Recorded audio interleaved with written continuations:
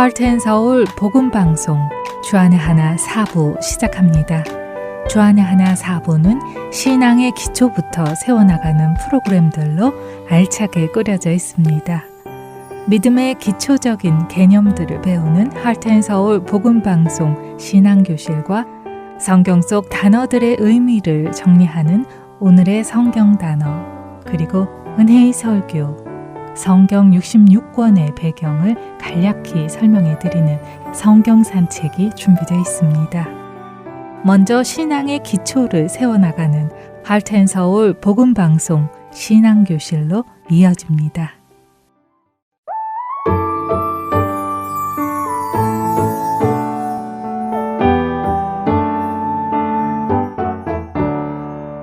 애청자 여러분, 안녕하세요. 1월부터 새롭게 시작한 프로그램 하트앤서울 신앙교실 진행의 정다은입니다. 안녕하세요. 민경은입니다. 신앙교실 오늘 두 번째 시간이 되었습니다. 네, 지난주에는 세상에는 여러 신들이 있다고 하지만 성경적인 기준으로 신이라 불릴 수 있는 분은 오직 하나님 한 분이시다 하는 내용을 나누었어요. 네. 그리고 그 기준은 창조라고 번역되는 히브리어 바라가 가진 특별한 의미에 담겨 있었어요. 무에서 유를 창조한다는 의미로 오직 하나님만이 사용하실 수 있는 표현이라는 게 정말 인상 깊었습니다. 세상을 만드신 창조 행위를 넘어서 우리 마음까지 새롭게 지으시는 것이 창조라는 것도요. 네, 맞습니다. 그래서 하나님께서는 예레미야서 10장 11절에서 너희는 이같이 그들에게 이르기를 천지를 짓지 아니한 신들은 땅 위에서 이 하늘 아래에서 망하리라 하고 단호하게 말씀하시지요. 천지를 짓지 아니한 신은 신이 아니기에 하나님이 지으신 땅 위에서 그리고 하늘 아래에서 망할 것이라고 말씀하시는 것입니다. 아무것도 없는 무에서 유를 창조하신 하나님, 이것이 하나님만이 가지고 계시는 능력이지요. 이와 함께 오늘 하나님이 참되신 신이신 것을 보여주는 또 하나의 개념을 좀 보려고 하는데요. 창조주 하나님과 우리 사이에는 아주 특별한 관계가 있습니다. 먼저 창세기 1장 5절부터 10절까지의 말씀을 함께 읽어보겠습니다. 네, 창세기 1장 5절부터 읽습니다. 하나님이 빛을 낮이라 부르시고 어둠을 밤이라 부르시니라. 저녁이 되고 아침이 되니 이는 첫째 날이니라. 하나님이 이르시되 물 가운데에 궁창이 있어 물과 물로 나뉘라 하시고 하나님이 궁창을 만드사 궁창 아래의 물과 궁창 위의 물로 나뉘게 하시니 그대로 되니라. 하나님이 궁창을 하늘이라 부르시니라. 저녁이 되고 아침이 되니 이는 둘째 날이니라. 하나님이 이르시되 천하의 물이 한 곳으로 모이고 묻이 드러나라 하시니 그대로 되니라. 하나님이 묻을 땅이라 부르시고 모인 물을 바다라 부르시니 하나님이 보시기에 좋았더라.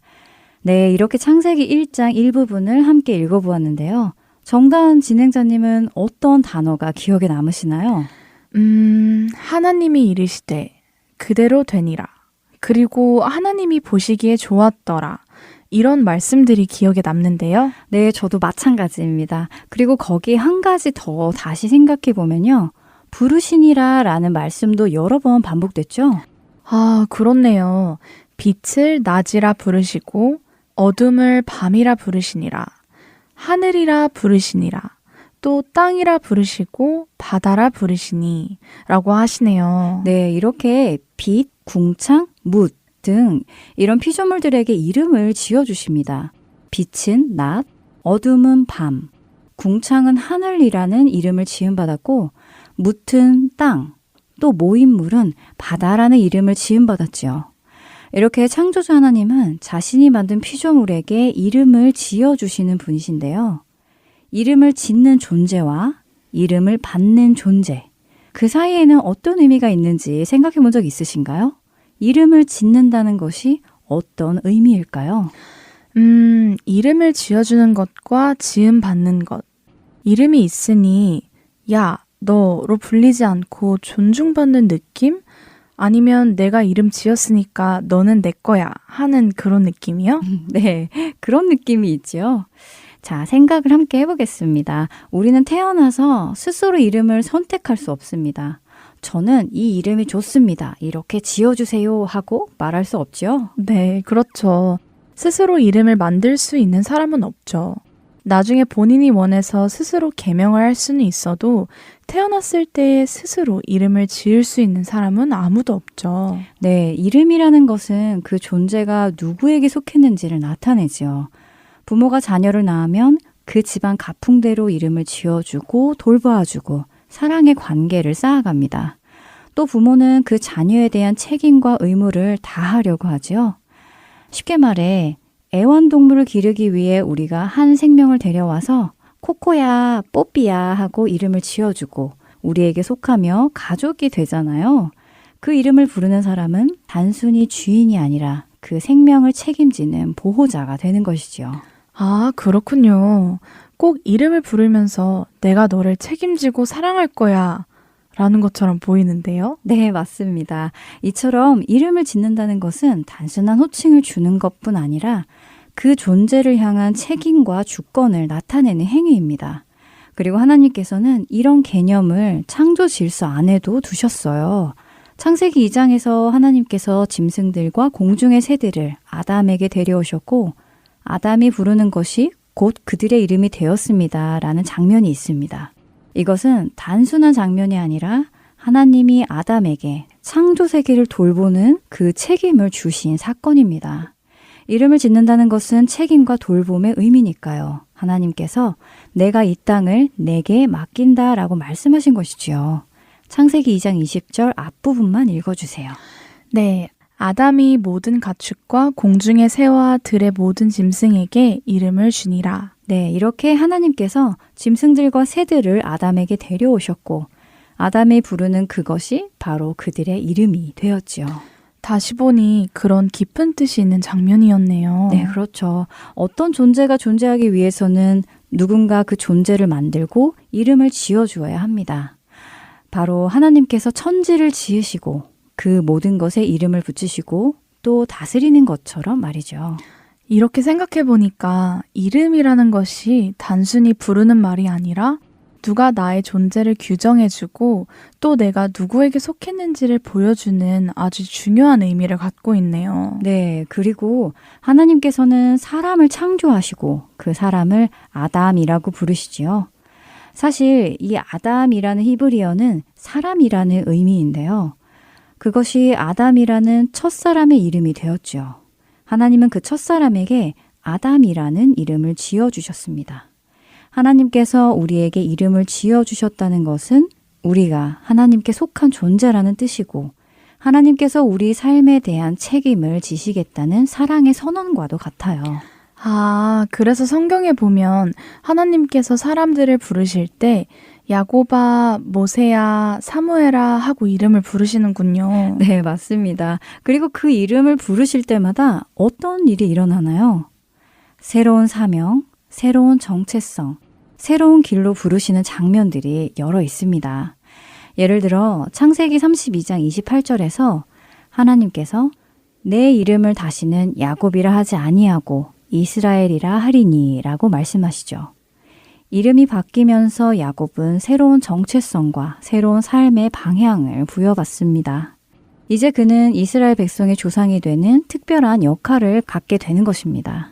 또 사무엘상 3장 10절에서 어린 사무엘이 하나님의 부르심을 받는 장면이 나오는데요. 하나님께서 이름을 부르실 때 사무엘에게는 선지자로서의 사명과 앞으로 걸어갈 길이 열립니다. 모세도 비슷하죠. 출애굽기 3장 10절에서 하나님께서 모세에게 말씀하시길 이제 가서 이스라엘 자손을 애굽에서 인도하여 내라 하셨잖아요. 네, 하나님이 모세를 부르실 때 그 이름을 통해 새로운 사명과 사역의 길로 인도하신 것이죠. 이렇게 이름을 지음받고 부름받고 하는 것이 굉장히 단순한 것 같이 느껴졌는데 하나님이 우리를 창조하시고 이름을 지어주시고 불러주시고 한다는 것이 굉장히 기분 좋은 것 같습니다. 하나님과 저와 꼭 특별한 사이가 된 것 같아요. 네, 정말 그렇죠. 정말 나는 하나님의 보호하심 속에 살아가고 있구나라는 확신이 드네요. 그런데요, 문득 궁금해졌어요. 하나님은 창조주시잖아요. 네. 반면 다른 신들은 사람들이 만들어낸 이야기 속에서 나온 경우가 많죠. 결국 사람이 만들어낸 신이라는 뜻이잖아요. 그렇죠. 그렇다면 하나님도 누군가에게 창조되신 걸까요? 우리가 하나님을 이렇게 하나님이라고 부르니까요. 이름이 있다는 건 누군가 이름을 붙여준 건가 하는 생각이 들어서요. 네, 그런 의문이 들 수 있습니다. 그러면 우리가 부르고 있는 그 이름은 무엇이지? 하고 말입니다. 자, 한번 생각해 볼까요? 하나님께 원래부터 어떤 그 이름표 같은 게 있었을까요? 아니면 우리가 부르기 위해 우리가 단어를 만든 것일까요? 아무래도 우리가 부르기 위해 만든 단어 같기는 해요. 네, 출애굽기 3장 13절의 말씀을 읽어주세요. 모세가 하나님께 아뢰되 내가 이스라엘 자손에게 가서 이르기를 너희의 조상의 하나님이 나를 너희에게 보내셨다 하면 그들이 내게 묻기를 그의 이름이 무엇이냐 하리니 내가 무엇이라고 그들에게 말하리이까. 출애굽기 3장 13절에서 모세가 지금 나에게 말씀하고 계시는 당신의 이름은 무엇입니까? 라고 물어봅니다. 그때 하나님께서 어떻게 대답하시는지 14절을 읽어주세요. 하나님이 모세에게 이르시되 나는 스스로 있는 자이니라. 또 이르시되 너는 이스라엘 자손에게 이같이 이르기를 스스로 있는 자가 나를 너희에게 보내셨다 하라. 스스로 있는 자라고 하셨네요. 네, 나는 스스로 있는 자니라. 영어 번역은 I am who I am이지요. 다시 말해 이 의미는 누군가가 나에게 이름을 붙일 수 없다. 나는 누군가로부터 창조된 존재가 아니다. 나는 스스로 존재하는 신이다 라고 자신의 존재를 직접 말씀하신 장면입니다.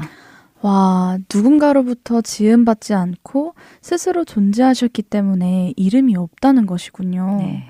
누가 지어준 이름이 아니라 그 자체로 존재하는 분이라는 뜻이네요. 그렇죠. 신학자들은 이 I am이라는 표현 안에 4가지 의미가 담겨 있다고 설명합니다. 4가지요? 어떤 것이요? 첫째는 하나님은 스스로 존재하시는 분, 누군가로부터 만들어짐을 받지 않으신 분이지요. 둘째는 변하지 않으시는 분, 상황이나 시대가 바뀌어도 하나님은 언제나 동일하십니다. 셋째는 시간을 초월한 영원하신 분, 시간의 시작과 끝 밖에서 존재하십니다. 마지막으로 4번째는 모든 존재의 근원이 되시는 분. 우리는 하나님께 의존해야 하는 존재이지만 하나님은 누구에게도 의존하지 않으시는 분이시지요. 의존하실 필요가 없으신 분입니다. 그러니까 I am 이 말씀 하나에 하나님의 본질과 성품이 다 들어가 있는 거네요. 네. 스스로 존재하시고 변함없고 영원하시고 우리가 존재할 수 있는 이유가 바로 그분 때문이라는 것이죠. 그렇죠. 이렇게 들으니까 왜 하나님만이 유일한 신이라고 하시는지 정말 분명해지는 것 같아요. 네, 그래서 제가 여러분께 한 가지 질문을 드리고 싶습니다. 지금까지 우리는 하나님께서 왜 유일하신 신인지를 나누고 있었습니다. 그렇다면 하나님께서 우리를 창조하셨다는 사실은 왜 중요한 것일까요? 하나님이 나의 창조주, 유일한 신이라는 것이 왜 우리에게 중요할까요? 다음 시간에 계속 나누어 보겠습니다. 네, 한 주간 하나님이 우리를 창조하셨다는 사실이 왜 중요한지 생각해 보시는 시간 되시기를 원합니다. 다음 시간에 뵙겠습니다. 안녕히 계세요. 안녕히 계세요.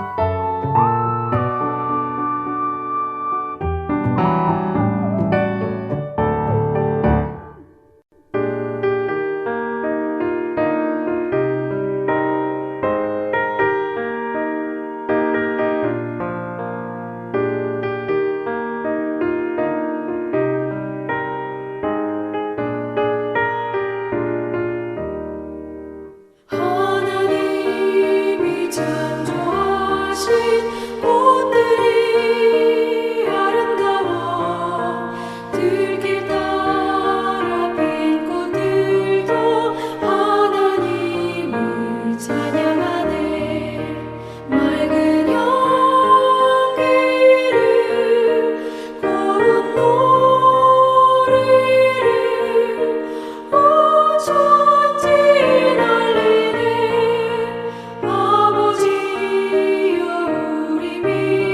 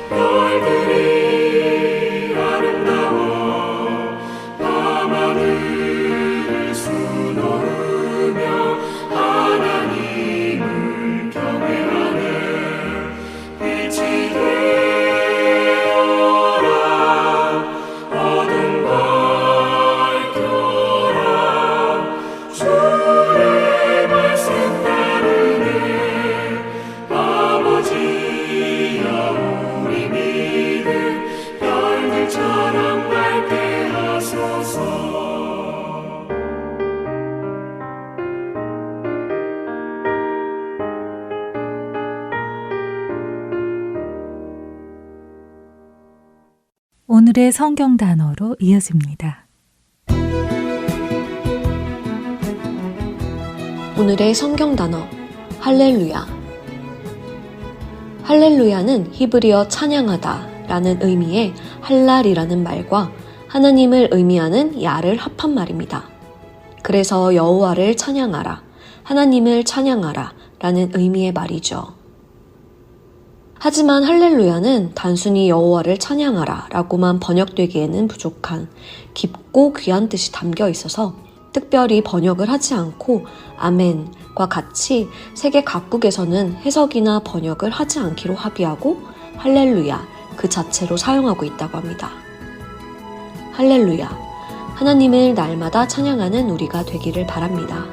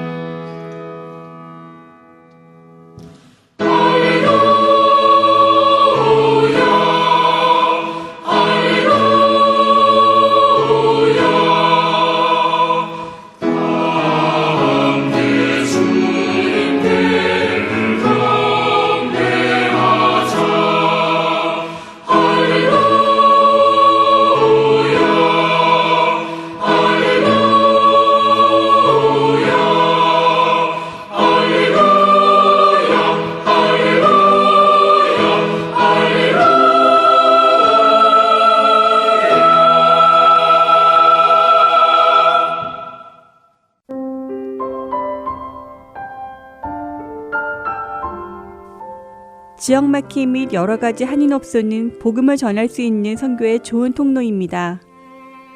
아이오와주에는 5,000명 정도의 한인들이 살고 계시다고 합니다. 총수 슈퍼마켓이나 동서상에 저희 CD를 놓아주시고 관리해 주실 동역자를 찾습니다. 매주 혹은 한 달에 2번 정도 방문하여 CD를 배치해 주실 수 있는 분은 사무실로 연락주세요.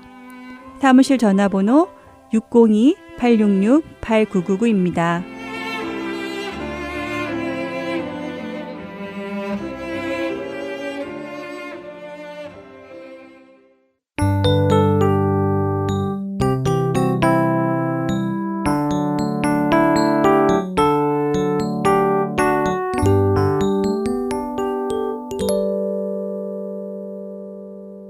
은혜의 설교로 이어집니다. 아리조나 갈보리 PHX 한국어 예배 강순규 목사님께서 요한복음 1장 14절에서 18절을 본문으로 말씀이 육신이 되어 라는 제목의 말씀 전해 주십니다. 은혜의 시간 되시길 바랍니다. 지난주부터 우리는 이제 요한복음 공부하기 시작했습니다.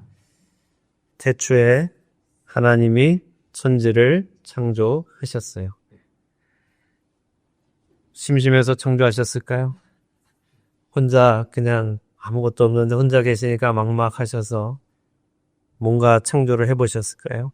그게 아니라 어떠한 목적을 가지고 창조하셨다는 것을 우리가 배웠습니다. 어떤 목적을 가지고 창조하셨다는 것은 결과를 기대하신다는 것이겠죠. 그 목적은 무엇인가? 그 결과는 무엇인가? 우리가 하나님의 창조 첫날을 보면서 우리는 그것이 빛을 어둠에서 나누는 것이라는 것을 이야기 나눴어요. 하나님이 보시기에 좋은 빛을 어둠에서 나누어 내는 일, 빛과 어둠을 가르는 일, 그것이 하나님이 창조를 시작하신 이유였습니다. 그것은 곧 빛의 자녀들과 어둠의 자녀들을 나누는 일이고 그것이 창조로부터 시작해서 요한계시록의 마지막 날까지 하나님께서 인류 역사 전체에서 하시는 일이에요. 빛과 어둠을 나눈 것처럼 빛의 자녀와 어둠의 자녀를 나누시는 그 일을 하시는 겁니다. 그리고 그 사실을 우리는 매일매일의 삶에서 하나님께서 낮과 밤이 있게 하심으로 빛이 있는 것과 빛이 없는 것이 있다는 것을 우리로 매일 체험하게 하셔서 깨닫게 해주십니다. 낮이 있고 밤이 있듯이 빛이 있고 어둠이 있으며 빛과 어둠은 함께 할 수 없음을 우리에게 알려주셨어요. 어둠은 뭐였어요? 빛이 없는 상태가 어둠이었어요. 빛이 없는 상태. 어둠의 자녀들은 뭐예요? 빛이 없는 상태죠. 생명이신 예수 그리스도가 없는 상태가 어둠의 자녀들입니다. 예수님은 생명의 빛이라고 오랜 지난 시간 요한복음 1장 4절과 5절에서 보았습니다. 자, 그런데 하나님은 창조를 시작만 하시고 너희들끼리 알아서 잘 살아서 와봐라 하고 내버려 두신 것이 아니라 창조를 시작하시고 창조의 목적을 성취하기 시작하셨고 오늘도 빛의 자녀들을 부르심으로 성취하고 계시고 앞으로도 성취해 나가실 것이고 모든 것을 아시는 하나님께서 더 이상 세상에 단 한 명의 빛의 자녀도 태어나지 않을 때가 된다면 하나님께서는 마지막 심판을 시작하실 겁니다. 자, 우리가 또 뭘 나눴나요? 하나님의 말씀은 하나님과 하나다라는 거 얘기했어요. 하나님의 말씀은 진리이기에 그분의 말씀이 무엇을 말씀하시면 이루어진다고 말씀드렸어요. 우리는 내 생각과 내 말이 다르기 때문에 이게 이해가 잘 안 된다 그랬죠. 나는 생각으로는 이렇게 생각할 수 있지만 말은 전혀 다른 말을 할 수 있다고 했어요. 참 잘 어울립니다라고 생각으로는 하나도 안 어울려 참 촌스럽다고 생각하면서도 우리는 말로는 참 잘 어울리십니다라고 말할 수 있는 우리예요. 그게 좋은 것 같지만 성경적인 표현으로는 뭐라고 말씀드렸어요? 거짓이라고 말씀드렸어요. 근데 하나님께는 거짓이 없으시다는 건 뭐예요? 그분의 생각과 그분의 말씀은 동일하다는 거예요. 그분은 속으로는 이놈은 정말 나쁜 놈이야. 난 구원해주지 않을 거야 하면서 겉으로는 내가 너를 반드시 구원해줄게 라고 하실 수 없는 분이라고. 그분의 말씀은 그분과 동일한 거예요. 그분의 말씀이 한번 선포되면 그분의 말씀은 진리이기 때문에 반드시 이루어져요. 우리의 말은 반드시 이루어지지는 않아요. 그렇죠? 우리의 말은 거짓말이 있기 때문에 그래요. 자, 그런데 이사야서 55장 11절 말씀처럼 하나님의 입에서 나가는 말이 헛되이 다시 하나님께로 돌아오지 않는다고 하셨고 하나님의 기뻐하는 뜻을 이루고 하나님께서 보낸 일에 형통함을 이룬다고 하셨어요. 근데 예수님이 그 하나님의 말씀이셨단 말이에요. 그 말씀 대신 예수님이 하나님의 입에서부터 나오셔서 이 땅에 오셨단 말이죠. 그렇기에 그분은 예수님을 보내신 하나님의 기뻐하시는 뜻을 이루셨고 형통하셨어요. 자, 오늘 저는 여러분과 요한복음 1장 14절의 말씀을 좀 생각해 보려고 합니다. 오늘날 우리 시대는요, 복음을 전할 때 답부터 전해요, 답. 무슨 말인고 하니 다짜고짜 사람들을 붙들고 예수 믿으세요라고 전도를 한단 말이에요. 예수 믿고 구원받으세요라고 전도를 해요. 분명히 맞는 말씀이에요. 예수님을 믿어야 구원받습니다. 그런데 답을 먼저 줘버리면 사람들이 이해를 못해요. 내가 왜 예수를 믿어야 하는지, 내가 왜 구원을 받아야 되는데, 도대체 무엇으로부터 구원을 받으라는 건지 설명 안 해주고 그냥 예수 믿고 구원받으세요, 예수 믿고 천국 가세요 하면 사람들이 그 의미를 잘 모른단 말이죠. 예수를 믿는다는 것이 무엇인지 설명해 주지 않고 그냥 예수 믿고 구원받으세요라고 하면 무사람들은 그게 무슨 뜻인지 모릅니다. 그래서 다른 목적으로 예수를 믿는 사람들이 생겨나는 거예요. 그걸 제대로 설명해 주지 않으니까 예수를 믿는 다른 목적을 가지고 예수님을 믿는 사람들이 정말 넘쳐나는 거예요. 예수 믿으면 만사 형통한데, 예수 믿으면 천국 간대, 예수 믿으면 너무 좋대. 이래서 그냥 믿는 거란 말이죠. 분명 맞는 말인데도 불구하고 그 말 속에 담긴 의미는 사람마다 자기 기준으로 생각하기 때문에 잘못된 생각이 전달되는 경우가 많아요. 그래서 우리는 주의해야 합니다. 자, 하나님도 마찬가지예요. 여러분들 처음에 하나님 배울 때 어떻게 배웠었어요? 하나님을 아버지다 이렇게 배웠죠. 하나님을 아버지라고 처음부터 배우니까 하나님이 무슨 산타 할아버지처럼 푸근한 분으로, 친근한 마음 좋은 분으로 그냥 그렇게 처음부터 다가가는 사람들이 많아요. 그래서 하나님 수염을 잡고 놀아도 하나님이 그냥 허허허 하고 웃어주시는 그런 분으로 생각하는 사람들이 많습니다. 하나님을 그렇게 마음 좋은 할아버지처럼 생각하니까 하나님을 아버지라고 부를 수 있는 것이 얼마나 큰 은혜인지를 우리는 사실 몰라요. 감히 하나님을 부르는 것조차 얼마나 어려운 일인지 모르니까 하나님을 우습게 알기도 합니다. 완전하신 하나님, 온전하신 하나님은 또 선하신 하나님, 죄가 없으신 하나님은 죄가 있는 사람이 갈 수 없다는 사실을 여러분은 먼저 생각하셔야 돼요. 자, 구약의 하나님을 좀 생각해 보죠. 하나님께서 은혜 주신 이스라엘 백성, 하나님의 택하신 백성이라고 불린 그 이스라엘 백성들이 하나님 앞에 나갈 수 있었나요? 하나님께서는 모세를 통해서 이스라엘 백성들을 애굽에서 이끌어내신 후에 시내산에서 그들에게 율법을 주시는데 그 장면을 출애굽기 19장 20절, 22절에 이렇게 말씀하세요. 여호와께서 시내산 곧 그 산 꼭대기에 강림하시고 모세를 그리로 부르시니 모세가 올라가매 여호와께서 모세에게 이르시되 내려가서 백성을 경고하라. 백성이 밀고 들어와 나 여호와에게로 와서 보려고 하다가 많이 죽을까 하노라. 또 여호와에게 가까이 하는 제사장들에게 그 몸을 성결히 하게 하라. 나 여호와가 그들을 칠까 하노라. 자, 그때 그 시내산에 하나님께서 임재하실 때 구름이 빽빽했다고 했어요. 구름이 빽빽했다는 건 뭐예요? 하늘이 보이지 않을 정도로 구름이 가득 찼다는 거예요. 왜요? 왜 하나님이 오시는데 구름이 빽빽히 가득 차야 할까요? 하나님의 영광을 보면 사람들이 죽기 때문에 가리셔야 돼요. 왜 예수님이 다시 오실 때 구름과 함께 오세요? 손오공처럼 구름 타고 오시는 게 아니라 구름을 몰고 오신단 말이에요. 왜요? 예수님의 영광의 모습을 보면 죄인들이 그냥 죽을 수밖에 없기 때문에 그래요. 하나님을 이렇게 함부로 볼 수 있는 분이 아니었단 말이죠. 하나님께서는 이스라엘 선택하시고 이스라엘의 하나님 곧 이스라엘의 신이 되시기로 하셨는데 그래서 그들에게 나타나심에도 불구하고 그들이 직접 올 수는 없었단 말이에요. 하나님이 그들의 하나님이 되셔서 그들이 하나님을 부르게 하시게 함에도 불구하고 그들이 함부로 하나님 앞에 나갈 수 없는 존재였습니다. 그래서 하나님은 어떻게 하세요? 백성들 가운데 성막을 만드시고 그 성막에 지성소라는 장소를 만드시고 그 장소에 나타나셨어요. 자, 성막, 성소는 뭡니까? 거룩한 장막, 거룩한 장소라는 의미예요. 그런데 그 거룩한 장소 성막 안에도 지극히 거룩한 장소가 따로 있었어요. 거룩한 장소 안에 지극히 거룩한 장소가 따로 있는데 그것을 우리는 지성소라고 부릅니다. 하나님의 성전한 성소 중에도 지성소에만 하나님이 임하셨어요. 이 지성소는 온 지구에서 가장 거룩한 장소예요. 왜요? 하나님이 유일하게 임하실 수 있는 장소이기 때문에. 그렇죠. 하나님이 임하시는 그곳이 거룩한 곳입니다. 자, 이 거룩한 성소에 아무나 들어갈 수 있었나요? 다음 슬라이드를 좀 보여주실래요? 잘 보이십니까? 네.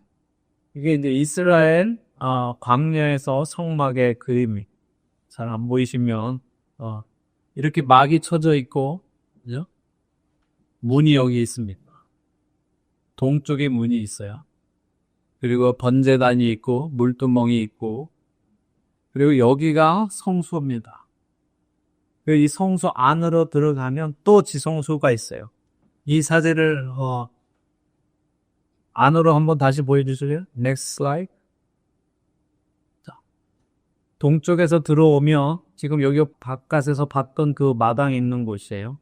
이곳에 와서 번제를 드리고 물로 씻고 그 다음에 이 성소를 들어가면 이 안에는 떡과 포도주와 촛불과 그 다음에 분향단이 있었어요.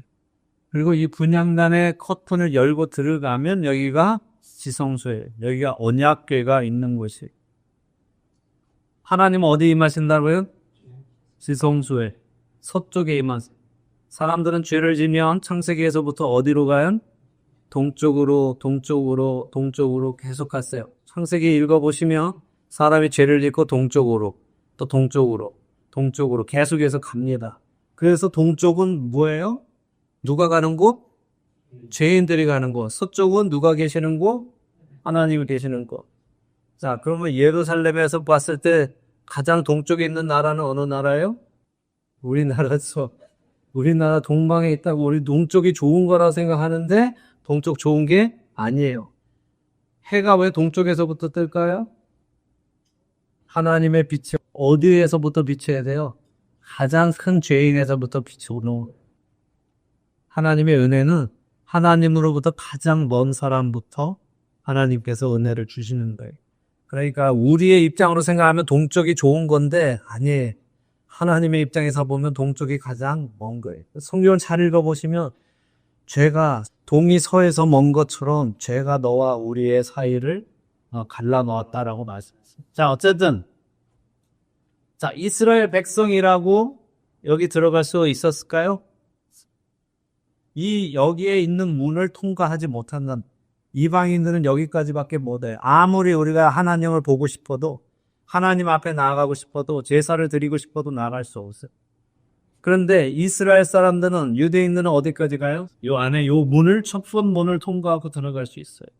그런데 여기 이후로는 못 가요. 여기서 레위 사람들한테 자기 제물을 줘야 돼요. 그러면 레위 사람들이 자기 제물을 여기다가 번제를 드리고 그 피를 가지고 어디 들어가요? 이스라엘 사람들 중에 12지파 중에 레위 지파 사람들만 여기를 넘어서 여기까지 갑니다. 제사장 12지파의 레위 지파 중에 아론의 자손만 들어갈 수 있습니다. 여기 안에 들어가는데 그러면 아론의 자손만 여기 들어가는데 그럼 여기 들어가던 사람 누구예요? 대제사장. 그 해에 아론의 아들들 중에 아론의 핏줄로 타고 나온 사람 중에 그 해에 딱 1명만 여기 들어가서 하나님을 만날 수 있어요. 언제? 대속죄 1년에 딱 한 번 대속죄일에 여기 들어가서 만날 수 있는 분이 하나님이에요. 그러니까 여러분들은 죽었다 깨어나도 하나님 만날 수 있었어요? 없었어요? 없었어요. 우리는 첫째 조건이 안 돼요. 유대인이 아니었기 때문에 안 돼요. 하나님께서 우리를 부르셔도 우리는 거기를 갈 수 있는 자격 조건이 안 된단 말이죠. 죄인이 하나님을 만나는 것이 이렇게 어려운 과정을 거쳐야 하는 것이고 우리 같은 이방인은 결코 하나님 가까이에 갈 기회조차 주어지지 않습니다. 어떤 사람들은 이거 차별 아니냐라고 물을지도 몰라요. 뭐 레위인만 들어가고 왜 대제사장은 왜 우리는 못 들어가? 이거 차별이다 생각하실 것 같아요. 차별이 아니라 이 사람들이 여기 갈 수 있는 게 은혜인 거죠. 이스라엘 백성이 여기 들어갈 수 있는 게 은혜인 거지 차별이 아니라 원래 그 사람들도 못 가는 건데 그 사람이 들어갈 수 있게 해주신 것이 은혜예요. 무엇으로 이 사람들이 여기 들어갈 수 있어요? 모세의 율법을 통해서 들어갈 수 있어요. 그래서 율법이 은혜예요? 아니에요? 원래 갈 수 없는데 하나님이 모세에게 율법을 주심으로 어느 누군가는 하나님께 나올 수 있게 해주셨어요. 그게 은혜란 말이에요. 하나님이 우리를 차별해서 유대인은 하나님 앞에 오게 해주시고 우리는 못 오게 하시는 것이 아니라 원래 아무도 갈 수 없는 건데 하나님께서 은혜를 주셔서 아브라함이라는 한 사람을 온 인류 속에서 택하시고 그 사람을 통해 이스라엘 민족을 주시고 하나님께 올 수 있는 방법을 열어주신 겁니다. 이것은 차별이 아니라 은혜입니다. 그리고 그 은혜를 세상 모든 사람에게 열어주시기 위해 말씀이 육신이 되어 우리 가운데 오신 거예요. 대제사장이 언약궤 위에 가서 피를 뿌려야만 죄가 사해지는 거예요. 근데 이 언약궤는요, 이스라엘이 바벨론의 포로로 끌려가면서 없어졌어요. 언약궤에 대제사장이 1년에 한 번 들어가서 피를 언약궤 위에 속죄소나루 붓을 피를 뿌려야 죄가 사해지는, 백성의 죄가 사해지는데 바벨론으로 끌려갈 때 바벨론 사람들이 와서 성전을 다 부술 때 금 다 베껴갈 때 그 성전 안에 있던 언약궤가 없어졌더란 말이에요. 그리고 그들이 70년 후에 다시 돌아와서 성전을 재건하고 할 때 언약궤는 다시 만들지 않았어요. 자, 그러면 우리가 에스겔서 10장 11장에 보면 하나님의 영광이 이스라엘을 떠나시거든요. 그 다음에 이제 바벨론이 와서 예루살렘을 멸망시키고 언약궤도 다 없어졌거든요. 자, 사람들은 70년 후에 다시 돌아와서 성전을 재건했어요. 근데 하나님의 영광은 돌아오시지 않았어요. 그리고 언약궤도 다시 만들지 않았어요. 언약궤 없이 그들은 성전을 지었고 언약궤 없이 제사를 지냈어요. 그래서 그들의 죄는 더 이상 사함받을 수가 없었어요. 왜? 속죄소가 없었기 때문에. 언약궤 위에 있는 속죄소, 죄를 속해주는 곳이 없었기 때문에 그들의 죄는 사함받을 수 없었어요. 그러면 그때 제사장들은 생각을 했어야 돼요. 우리 어떻게 죄를 사함받지? 언약궤가 없는데, 속죄소가 없는데 어디다 피를 뿌리지? 라고 질문을 했어야 되는데 아무도 질문하지 않았어요. 언약궤 없이 제사 지낼 수 없는데 그들은 질문하지 않았습니다.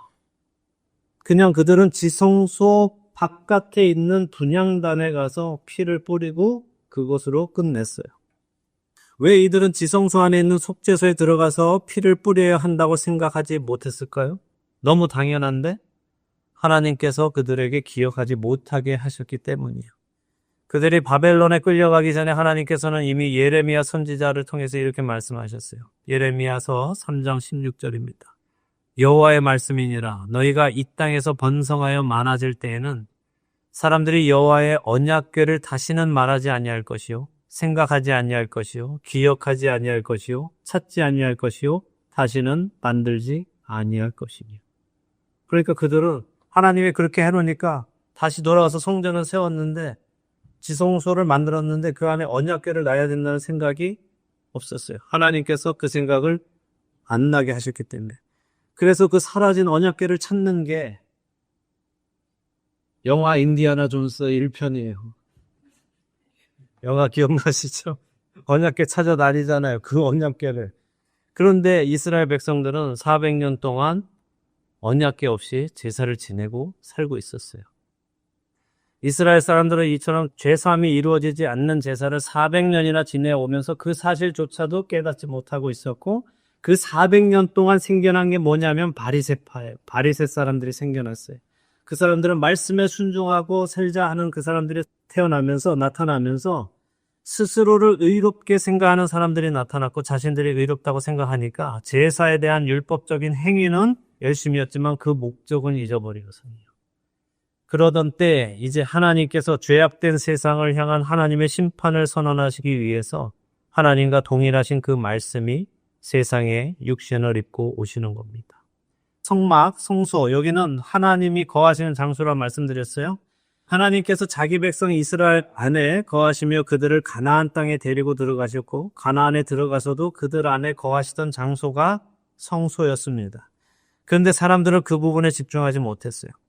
하나님이 자기들 가운데 사시는 것이 무슨 의미인지를 잘 깨닫지 못했단 말이에요.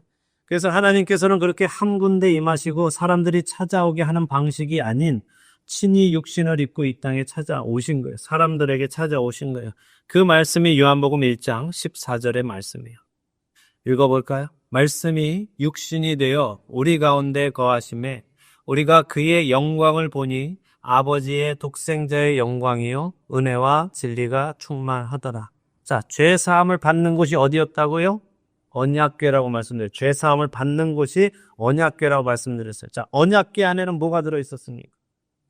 히브리서 9장 4절 보면 뭐라고 돼 있어요? 금향로와 사면을 금으로 싼 언약궤가 있는데 그 안에 만나를 담은 항아리와 또 아론의 쌍난 지팡이와 언약의 돌판들이 있고 이렇게 말씀하세요. 그러니까 언약궤 안에 뭐가 있다?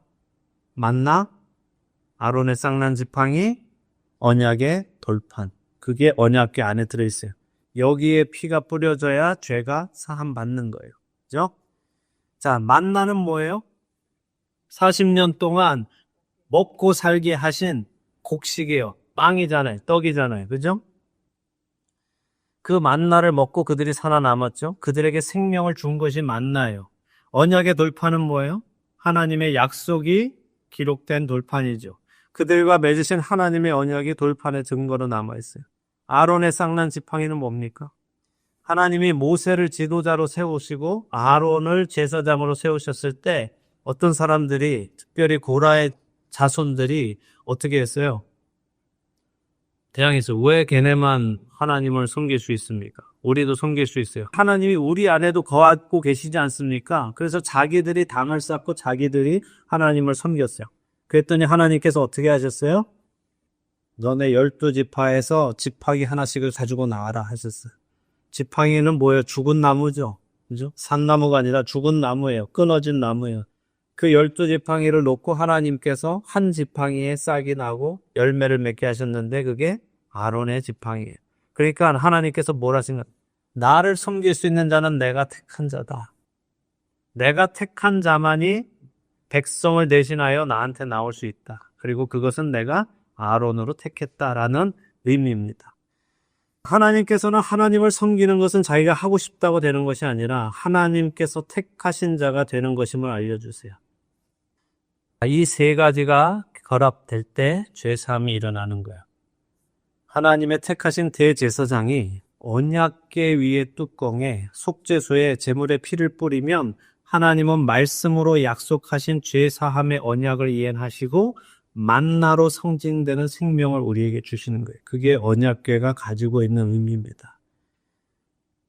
그런데 그 언약궤가 없는 그 시대에 누가 오셨다고요? 예수님이 친히 오셨어요. 말씀이신 그분이 육신을 입고 오셨어요. 하늘에서 내린 참된 만나, 생명의 떡이신 그분이 육신을 입고 오셨고 하나님께서 택하신 참된 대제사장 그분이 육신을 입고 오셨어요. 우리 안에 거하시며 우리를 위해 그분이 친히 제물이 되시고 그 피를 자신 위에 흘리심으로써 온 백성의 죄를 사해 주십니다. 그러니까 이 언약궤는 곧 누구라고요? 예수님이에요. 예수님이 언약궤.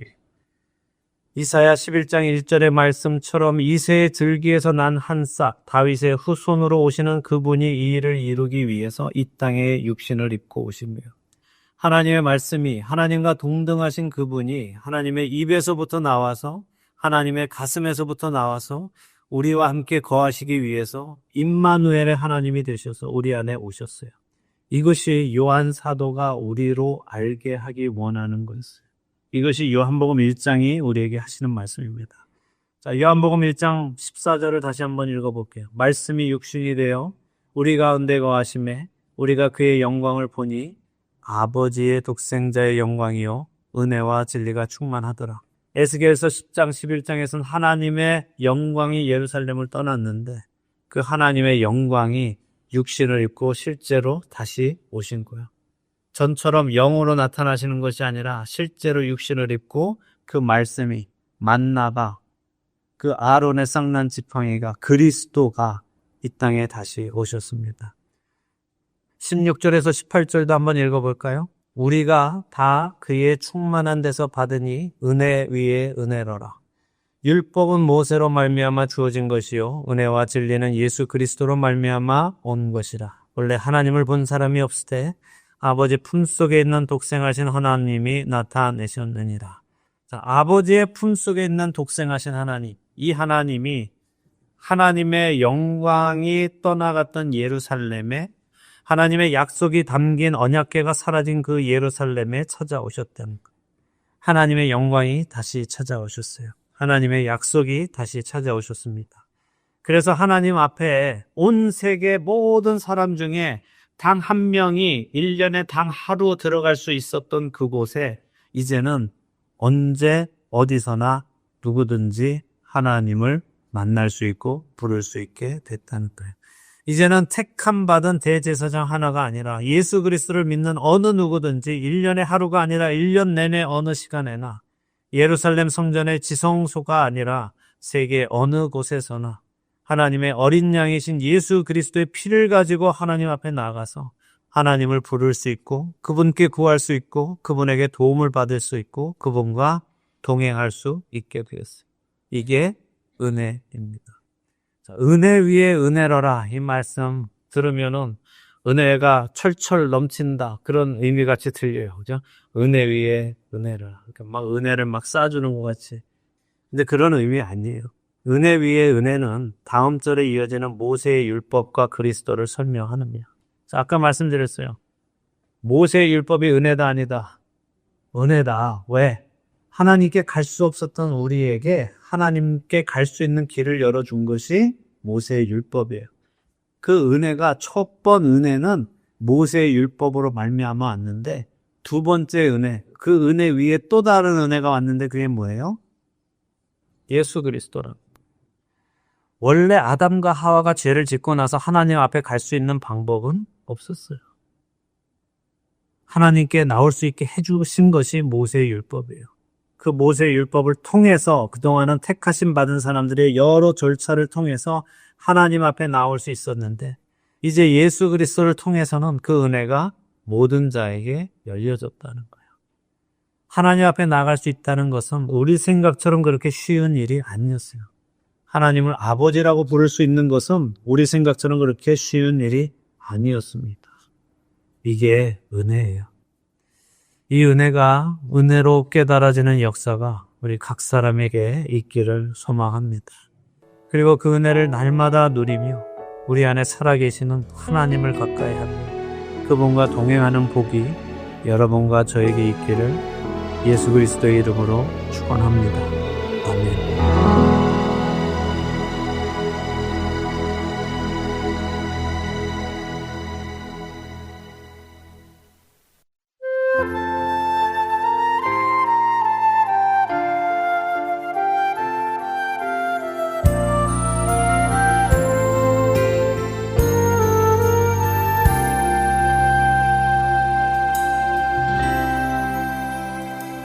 내 주의 은혜 강가로 저 십자가의 강가로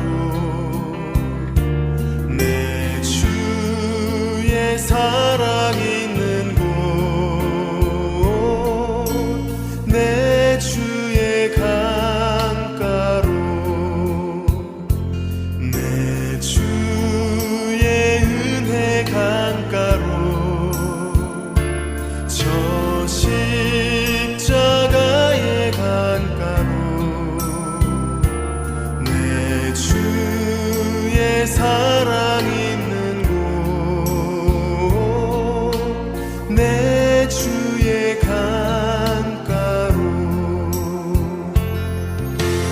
가란 나의 영혼을 생수로 가득 채우소서 피곤한 내 영혼 위에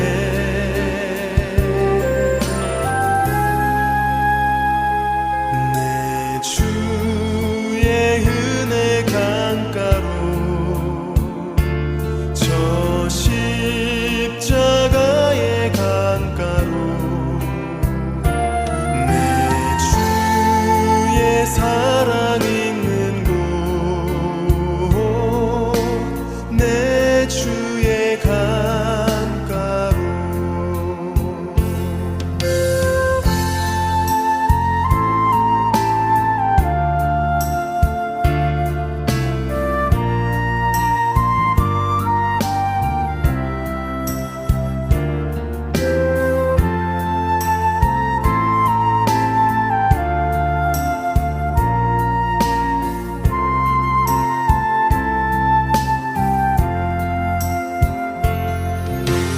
가란 나의 영혼을 생수로 가득 채우소서 피곤한 내 영혼 위에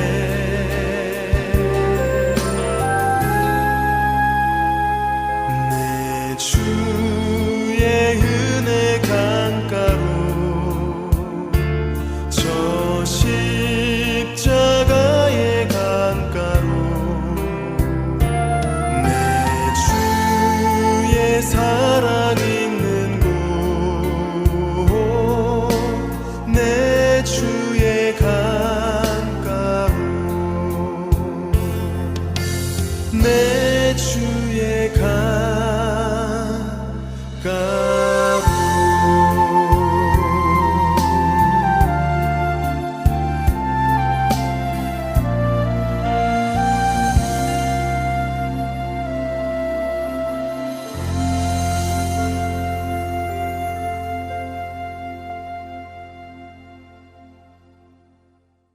성경 66권 각 권의 배경을 배우는 시간입니다. 성경 산책 보내드립니다.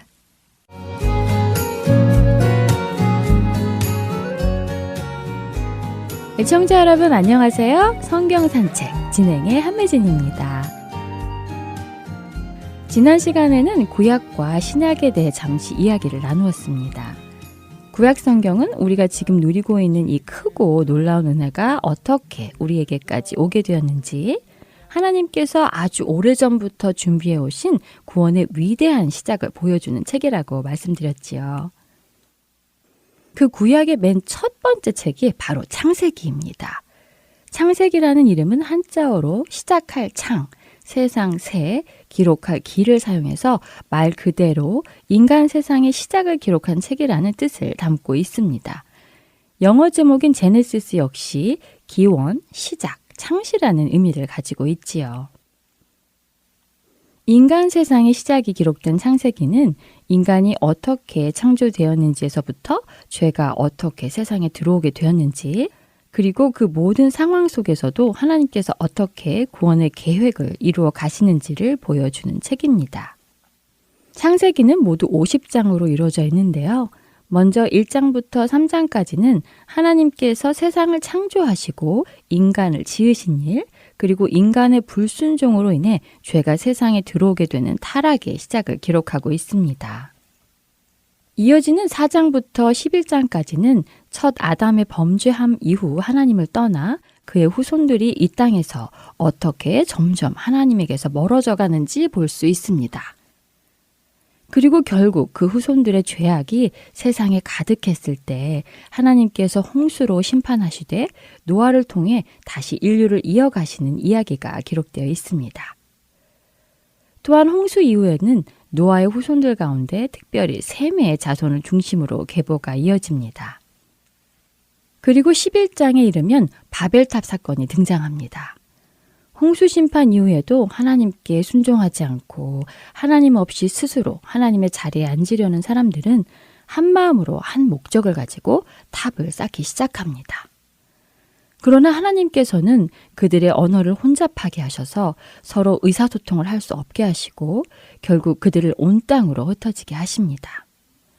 이 사건을 통해 인류는 여러 민족과 언어로 나뉘게 되고 바로 그 지점에서 하나님께서는 한 사람을 택하셔서 구원의 역사를 이어나가십니다. 그리고 그 한 사람이 바로 아브라함이지요. 창세기 12장부터 25장까지는 하나님께서 바로 이 아브라함을 부르시고 그를 믿음의 조상으로 세워가시는 과정이 기록되어 있습니다.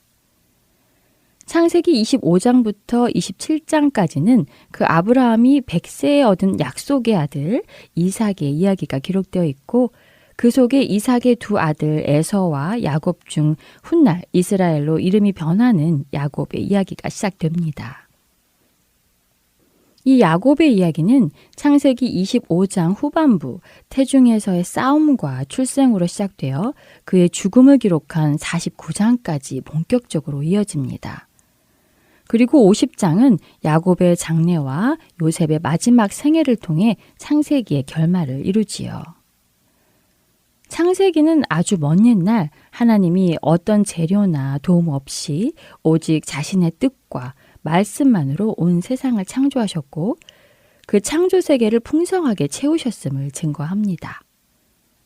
그리고 흙으로 사람을 빚으시고 생명의 숨을 불어넣어 첫사람 아담을 만드셨음을 기록합니다. 하나님께서 인간을 창조의 절정으로 세우신 이유는 인간을 단순한 피조물이 아니라 하나님과 사랑의 교제를 나누기 원하셨기 때문입니다.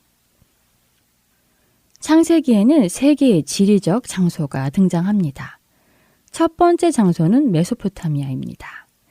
1장부터 11장까지 인류 문명의 발상지를 배경으로 하나님께서는 창조와 타락, 노아의 홍수, 그리고 바벨탑 사건을 통해 인류의 시작과 죄가 어떻게 세상에 퍼져나갔는지를 보여주십니다. 이 무대는 모든 인류의 공통된 뿌리를 드러내며 훗날 하나님께 부름을 받는 아브라함의 고향이기도 합니다. 두 번째 중요한 장소는 12장부터 36장까지 이어지는 가나안 땅입니다. 하나님께서 아브라함을 부르시며 약속하신 이 땅은 한 사람과 그 자손을 선택하셔서 복의 통로로 삼겠다고 말씀하신 믿음의 장소이지요. 아브라함과 이삭, 야곱이 이 땅에서 하나님과 언약을 맺고 믿음의 길을 걸어가며 하나님께서 한 민족을 세워가시는 역사가 이곳을 중심적으로 펼쳐집니다. 마지막 무대는 애굽, 다시 말해 오늘날의 이집트입니다. 37장부터 50장까지는 야곱의 12아들 중 11번째 아들 요셉을 통해 이스라엘 가족이 머물게 되는 애굽 땅에서 이야기가 이어집니다. 이곳은 요셉이 형들에게 팔려왔던 곳이자 훗날 온 가족이 기근을 피해 내려와 머물게 된 장소입니다. 애굽은 한 가문이 이스라엘이라는 큰 민족으로 자라나기 위해 잠시 머무는 공간으로 하나님께서 다음 구속사의 무대를 준비하시는 인큐베이터와 같은 역할을 합니다. 이처럼 창세기는 새 장소를 무대로 하나님과 인간의 관계, 죄와 구원, 언약과 축복의 이야기를 한 편의 큰 흐름으로 보여주며 장소의 이동을 따라 하나님의 구원 계획이 점점 구체화되어가는 과정을 쉽고 분명하게 보여주는 책입니다. 마지막으로 창세기를 기록한 저자에 대해서는 신학자들 사이에 여러 의견이 있지만 전통적으로는 모세가 기록했을 것이라는 견해가 가장 널리 받아들여지고 있습니다. 이 모세에 대한 이야기는 다음 시간에 함께 살펴볼 출애굽기를 통해 좀 더 자세히 나누어 보도록 하겠습니다.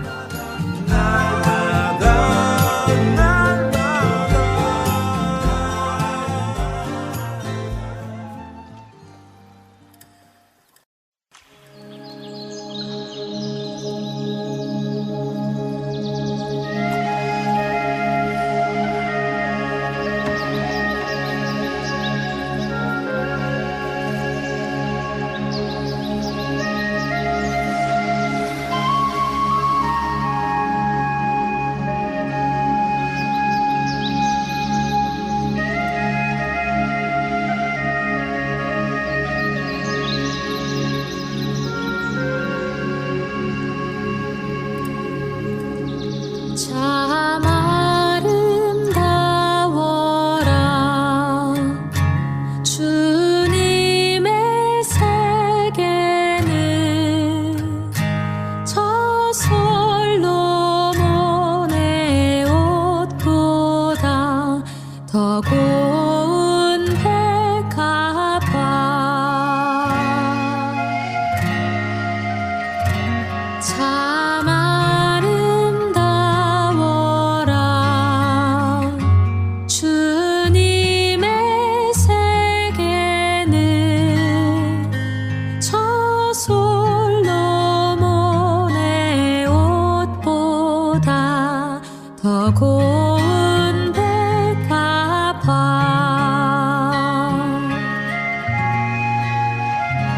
주 찬송하는 듯 저 맑은 새소리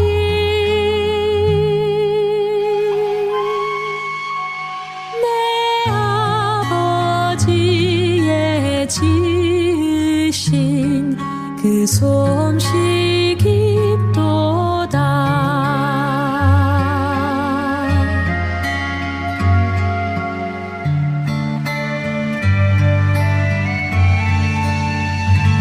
참 아름다워라 주님의 세계는 저 아침 해와 저녁 놀 밤 하늘 빛난 별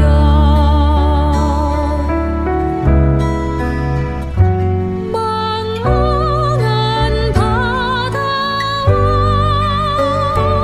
늘 푸른 봉우리 다 주 하나님 영광을 잘 드러내도다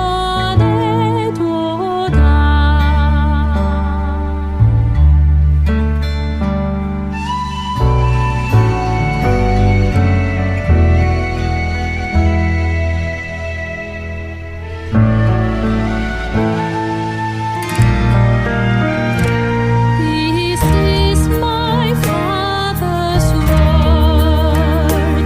Oh, let me never forget.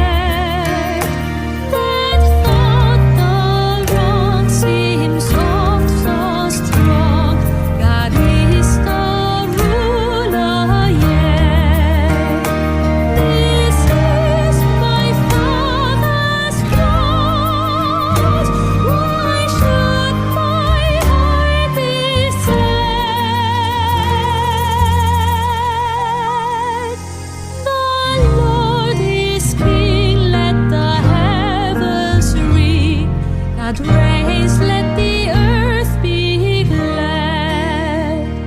The Lord is King, let the heavens ring. God reigns, let the earth be glad.